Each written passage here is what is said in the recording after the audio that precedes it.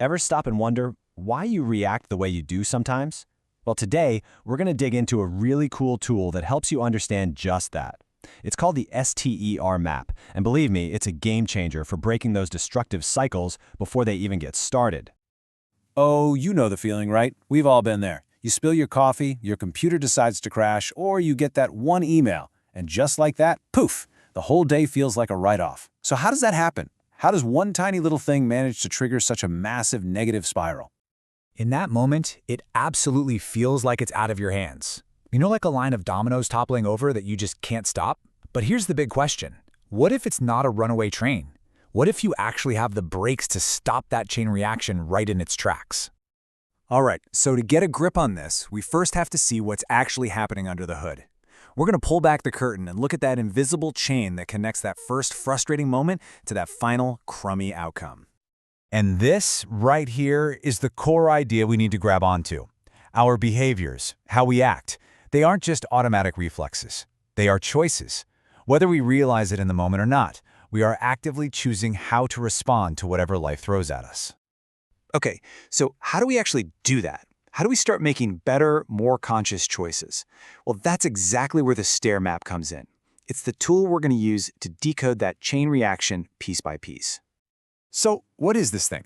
Think of the STEER map as, well, a map for your own mind. It shows you a really clear path.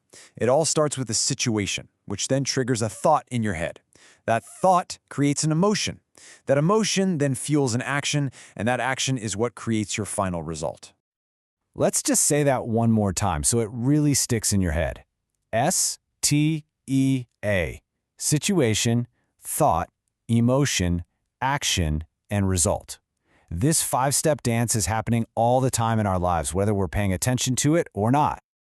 Okay, theory is one thing, right? But let's see how this actually works in the real world. Let's follow a student named Carly and use this map to trace a pretty destructive path she finds herself going down. So, here it is, the trigger, the situation. Carly's in class, she's ready to work, she opens her laptop, and that essay she spent hours on, it's gone, vanished. Just a gut punch of a feeling we can all relate to. That's step one. And boom, right away, her mind jumps to the worst-case scenario. This is step 2, and it's so important, the thought. It's not just, oh, that's annoying. It's a catastrophic, all-or-nothing thought. I'm never gonna finish. It feels totally final. And a thought like that, it's not just a thought. It unleashes a whole wave of powerful, negative emotions. She's instantly hit with frustration at the stupid computer, disappointment in herself, and just raw anger at the whole unfairness of it. So, with all that frustration and anger swirling around, what did she do?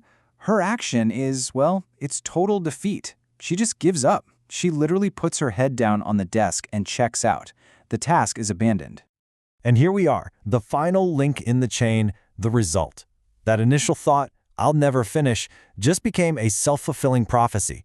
She doesn't finish the draft, and because of that, she completely misses out on getting feedback to make it better.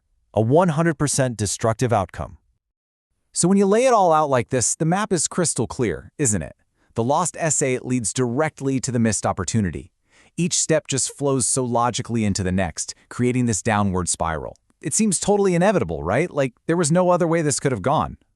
But here's the thing, it's not inevitable. And this, right here, is the most important part of what we're talking about today. We're about to find the weak link in this chain, and we're going to snap it, completely changing that final result. So really think about this for a second. Look at those 5 steps. Which ones are actually in her control?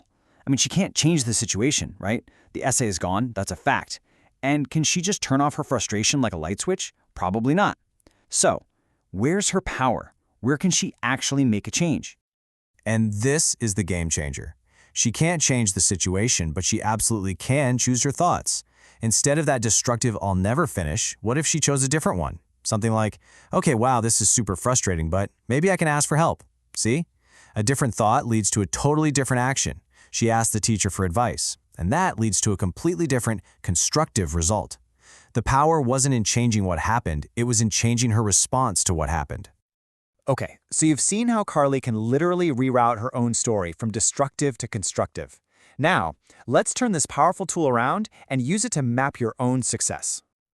Seriously, take a second. Think of a win you had recently, big or small. A project that went well, a tough conversation you handled, anything. Can you trace it back using this STEAR map? What was the situation? And more importantly, what was that constructive thought you chose that kicked off the positive actions and led to that great result? You know, seeing your own success patterns is just as powerful as taking apart the destructive ones.